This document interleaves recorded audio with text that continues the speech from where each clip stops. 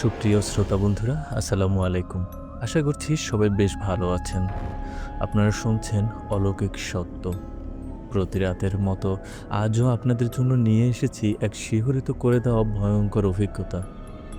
ঘটনাটি আমাদের কাছে পাঠিয়েছেন রাফি আলম। তিনি ঝিনাইদহ থেকে পাঠিয়েছেন। তাহলে আর দেরি করব না, চলে যাব ঘটনায়। তবে তার আগে দর্শকদের উদ্দে তবে তার আগে শ্রোতাদের উদ্দেশ্যে বলতে চাই, আপনিও যদি চান যে আপনার অথবা আপনার আশেপাশে কারোর সাথে ঘটে যাওয়া কোনো সত্য ঘটনা আমাদের সাথে শেয়ার করবেন, তাহলে আমাদের লিখে পাঠাতে পারেন ইমেইলে। আর যদি চান আপনার কথা যেন সরাসরি শুনতে পায়, তাহলে রেকর্ড করেও পাঠাতে পারেন। আমাদের ইমেল অ্যাড্রেস অলৌকিকসত্য@gmail.com। আপনাদের সুবিধার্থে ডেসক্রিপশন বক্সে আমাদের ইমেল অ্যাড্রেস দেওয়া আছে। শ্রোতাদের কাছে একটা ছোট্ট অনুরোধ থাকবে, আপনাদের মধ্যে যারা এখনও আমাদের চ্যানেলটি সাবস্ক্রাইব করেননি তারা দয়া করে সাবস্ক্রাইব করে দেবেন। কারণ আমরা প্রতিদিন আপনাদের জন্য নিয়ে আসি ভয়ঙ্কর সব ভৌতিক সত্য ঘটনা, রহস্য আর অমীমাংসিত কাহিনী। তাই যদি চান নতুন ঘটনা আপলোড হওয়ার সাথে সাথেই যেন আপনার কাছে নোটিফিকেশন চলে যায়, তাহলে অবশ্যই বেল আইকনে ক্লিক করে অল করে রাখবেন। আর যারা ইতিমধ্যেই আমাদের পরিবারের অংশ হয়ে গিয়েছেন, অর্থাৎ সাবস্ক্রাইব করেছেন, তাদের প্রতি রইল আমার আন্তরিক ভালোবাসা আর অন্তরের অন্তঃস্থল থেকে ধন্যবাদ। তাহলে আর দেরি করব না, চলে যাব সরাসরি ঘটনায়। আসসালামু আলাইকুম, আমি রাফি আলম। আমার ঠিকানা ঝিনাইদহ। বেশ কিছুদিন আগের থেকে আমার জীবনে অদ্ভুত কিছু ঘটনা ঘটেছে। ঘটনাগুলো এত ভয়ের যে আমি কাউকে বলতেও পারিনি। সব কিছু শুরু হয়েছিল এক অন্ধকার রাতে। আমি কাজ শেষ করে বাসায় ফিরছিলাম। সময় তখন প্রায় 11টা। চারপাশে নীরবতা নেমে এসেছে, শুধু দূরে কুকুরের ডাক শোনা যাচ্ছিল। আমি রিক্সা থেকে নেমে গ্রামের রাস্তা দিয়ে হেঁটে যাচ্ছিলাম। আমার যাওয়ার রাস্তার সামনে একটা পুরনো কবরস্থান আছে। কবরস্থানটা সবসময় অন্ধকারে ঢাকা থাকে, কেউ রাতে ওদিক দিয়ে যেতে চায় না। কিন্তু আমার বাসায় ফেরার এই একটা মাত্র রাস্তা।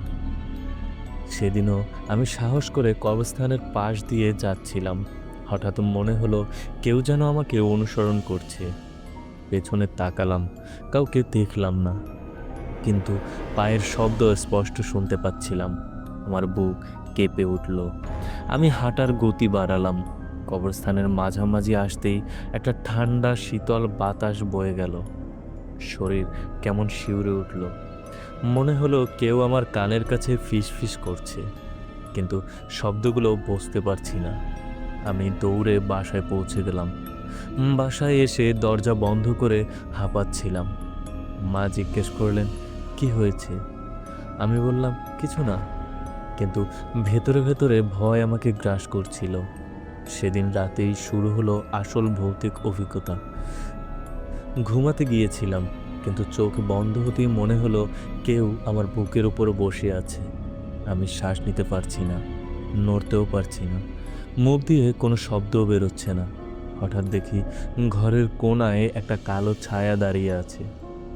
লালচে চোখে সে তাকিয়ে আছে আমার দিকে। আমার শরীর জমে গেল। হঠাৎ করে ছায়াটা মিলিয়ে গেল। আমি চিৎকার করে উঠে বসে গেলাম। মা দৌড়ে এলেন। আমি কাঁপতে কাঁপতে বললাম, আমার ঘরে কিছু ছিল। মা বললেন, তুমি হয়তো দুঃস্বপ্ন দেখেছো। কিন্তু আমি জানতাম এটা কোনো স্বপ্ন ছিল না। পরের দিনও কবরস্থানের পাশ দিয়ে ফেরার সময় একই ঘটনা ঘটল।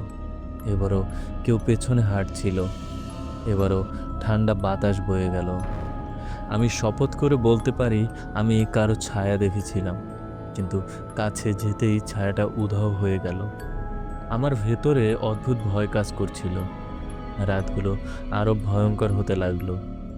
ঘুমাতে গেলেই বুকের ওপর ভারী চাপ পড়ত।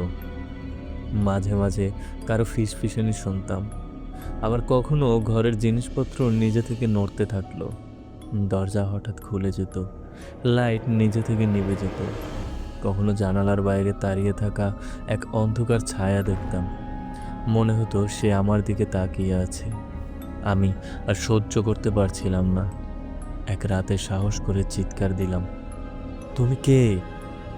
কোনো উত্তর আসেনি, কিন্তু ঘরের ভেতর যেন শীষ দেওয়ার মতো আওয়াজ হলো। আমার শরীর কেঁপে উঠল। সেই রাতে আমি একটুও ঘুমাতে পারিনি। সকালে মা বাবাকে সব বললাম। তারা ভীষণ চিন্তিত হয়ে পড়লেন। বাবা বললেন, এটা হয়তো কোনো জিনের সমস্যা হবে। মা হুজুরকে ডাকার পরামর্শ দিলেন। আমি তাতে রাজি হলাম, কারণ এর বাইরে আমার আর কোনো উপায় ছিল না। সেদিন রাতে ঘটনাগুলো আরও ভয়ঙ্কর হয়ে উঠল। ঘরের ভেতর থেকে অদ্ভুত শব্দ আসতে লাগলো। কারো কান্না করার আওয়াজ শুনতে পেলাম। আবার কখনো মনে হলো কেউ আমার নাম ধরে ডাকছে। আমি আতঙ্কে ঘামতে লাগলাম। আমি কোরআনের আয়াত পড়তে চাইলাম, কিন্তু মুখ দিয়ে আওয়াজ বের হচ্ছে না। জিভ যেন বাধা পড়ে গিয়েছে। আমি বুঝলাম আমি সত্যি জিনের কবলে পড়েছি। পরদিন সকালে বাবা হুজুর ডাকলেন। এলাকার এক নামকরা হুজুর এলেন। তিনি আমার দিকে তাকিয়ে বললেন, বাচ্চা, তুমি অনেক ভুগছো। আমি হুজুরের কথা শুনে মাথা নিচু করে রইলাম। হুজুর পানি পড়া শুরু করলেন, সাথে কোরআনের আয়াত পড়তে লাগলেন। হঠাৎ আমার শরীর কাঁপতে শুরু করলো। বুকের ভেতরে ভীষণ যন্ত্রণা হচ্ছিল। মনে হচ্ছিল কেউ আমার ভেতরে লড়াই করছে। হুজুর বললেন, এটা জিন, এরা কবরস্থানের জিন, ওখানেই এদের আস্তানা। তুমি ওদের এলাকায় বারবার গেছো, তাই তারা তোমার শরীরে ঢুকেছে। হুজুরের কথাগুলো শুনে আমি ভয়ে কাঁপছিলাম। হুজুর দোয়া পড়তে পড়তে আমার মাথায় হাত রাখলেন। আমি চিৎকার করে উঠলাম। আমার মুখ দিয়ে যেন অন্যরকম শব্দ বেরোচ্ছে। সেটা আমার কণ্ঠস্বর ছিল না, সেটা ছিল এক অচেনা ভয়ঙ্কর কণ্ঠস্বর। কণ্ঠস্বর বলল, আমরা ওকে ছাড়ব না। হুজুর দৃঢ় কণ্ঠে বললেন, তোমাদের কোনো অধিকার নেই। আল্লাহর নামে আমি তোমাদের বের করে দিচ্ছি। তারপর তিনি শুরু করলেন রুকাইয়া। আমি ভীষণ কষ্ট পাচ্ছিলাম। আমার হাত পা শক্ত হয়ে যাচ্ছিল। মাঝে মাঝে পুরো শরীর কাঁপছিল। ঘরে থাকা সবাই ভয় পেয়ে গেল। মা কাঁদতে লাগলেন, বাবা কোরআন তেলাওয়াত করতে লাগলেন। প্রায় আধা ঘন্টা ধরে রুকাইয়া চলল। হঠাৎ আমি জ্ঞান হারালাম। কিছুক্ষণ পর যখন চোখ খুললাম, শরীরটা হালকা লাগছিল। মনে হচ্ছিল কোনো বোঝা নেমে গেছে। হুজুর হেসে বললেন, আলহামদুলিল্লাহ, জিন বের হয়ে গেছে। তবে সাবধান, আর রাতে কখনো কবরস্থানের পথ দিয়ে ফিরবে না। আমি মাথা নেড়ে রাজি হলাম, কিন্তু ভেতরে ভেতরে ভয় এখনো রয়ে গেল। এরপর কয়েকদিন সবকিছু শান্ত ছিল। রাতে আর কোনো ছায়া দেখতাম না। ঘরে অদ্ভুত আওয়াজও আসতো না। আমি স্বাভাবিক হতে লাগলাম, কিন্তু মাঝে মাঝে মনে হতো কেউ আমাকে দেখছে। রাতে জানালার বাইরে দাঁড়িয়ে থাকা ছায়া যেন বারবার ফিরে এসেছে। রাতে জানালার বাইরে দাঁড়িয়ে থাকা ছায়া যেন আবার ফিরে এসেছে। তবে আগের মতো শক্তিশালী ছিল না। হয়তো হুজুরের পানি পড়া আমাকে রক্ষা করেছে। তারপরেও আমি ভয় পেতাম। বিশেষ করে কবরস্থানের পাশ দিয়ে গেলে শরীর শিউরে উঠত। গ্রামের মানুষজন আমার ঘটনা শুনে অবাক হলো। অনেকে বলল, এর আগেও কবরস্থানের কাছে নাকি অদ্ভুত ঘটনা ঘটেছে। কেউ কেউ বলল, ওখানে আসলেই জিন থাকে। আবার কেউ বলল, এটা হয়তো অভিশপ্ত জায়গা। আমি এসব শুনে আরও ভয়ের মধ্যে পড়লাম। কিন্তু হুজুরের উপদেশ মনে পড়ল। তিনি বলেছিলেন, আল্লাহর উপর ভরসা রাখলে কোনো কিছুর ভয় নেই। তাই আমি নামাজ পড়া শুরু করলাম। প্রতিদিন সকালে এবং রাতে কোরআন তেলাওয়াত করতাম। এতে মনে হতো আমার ভেতর শক্তি আসছে। তবে ঘটনা এখানেই শেষ হয়নি। একদিন রাতে হঠাৎ আমার স্বপ্নে এক ছায়া এলো। সে বলল, তুমি আমাদের এলাকা থেকে দূরে থাকো, না হলে আমরা আবার ফিরে আসব। আমি স্বপ্নটা দেখে আতঙ্কে ঘুম থেকে উঠে গেলাম। আমার শরীর ঘামে ভিজে গিয়েছে। আমি সাথে সাথেই কোরআন পড়তে লাগলাম। ধীরে ধীরে শান্ত হলাম, কিন্তু সেই স্বপ্ন আমাকে ভীষণ চিন্তায় ফেলল। সত্যি কি তারা আবার ফিরে আসবে? কয়েক সপ্তাহ কেটে গেল। আমি সবসময় চেষ্টা করতাম কবরস্থানের রাস্তা এড়িয়ে চলতে, কিন্তু একদিন হঠাৎ বাধ্য হয়েই ওই রাস্তা দিয়ে ফিরতে হয়। সময় তখন গভীর রাত। চারপাশে নিস্তব্ধতা। কবরস্থানের গেটের কাছে আসতেই বুকটা ধড়ফড় করতে শুরু করলো। হঠাৎ দেখলাম একটা কালো বিড়াল আমার সামনে দিয়ে দৌড়ে গেল। বিড়ালের চোখ অস্বাভাবিকভাবে জ্বলজ্বল করছে। আমি স্থির হয়ে দাঁড়িয়ে গেলাম। মনে হচ্ছিল বিড়ালটা আমাকে দেখছে। তারপর অদ্ভুত ঘটনা ঘটল।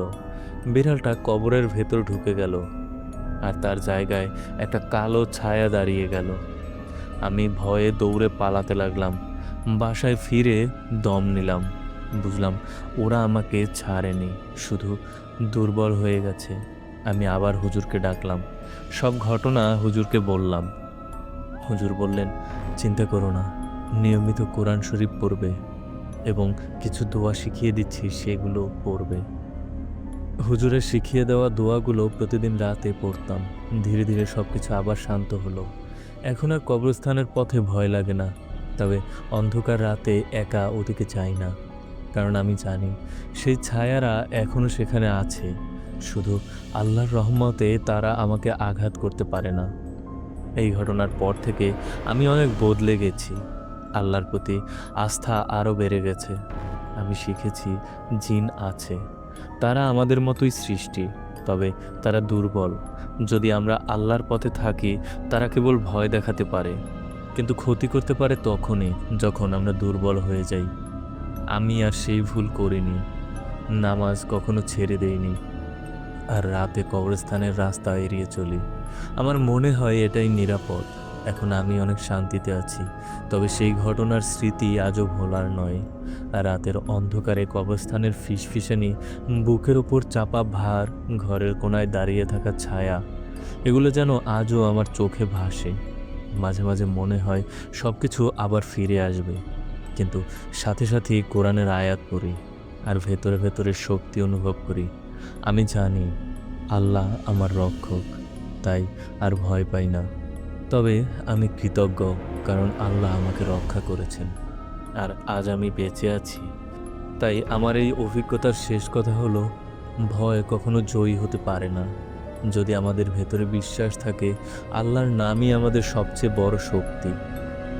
জিন যতই চেষ্টা করুক, তারা কখনো সফল হতে পারবে না। আমি তার জীবন্ত উদাহরণ। আমি বেঁচে আছি, মুক্ত হয়েছি, আর এই ঘটনা দিয়ে আমি সবাইকে সতর্ক করছি, যেন কেউ আর অন্ধকারে একা না পড়ে। শ্রোতা বন্ধুরা, এই ছিল ঝিনাইদহ থেকে রাফি আলমের পাঠানো বাস্তব ভৌতিক অভিজ্ঞতাটা ভয়ঙ্কর না? কবরস্থানের সেই ছায়ারা হয়তো এখনও ওখানেই ঘুরে বেড়ায়।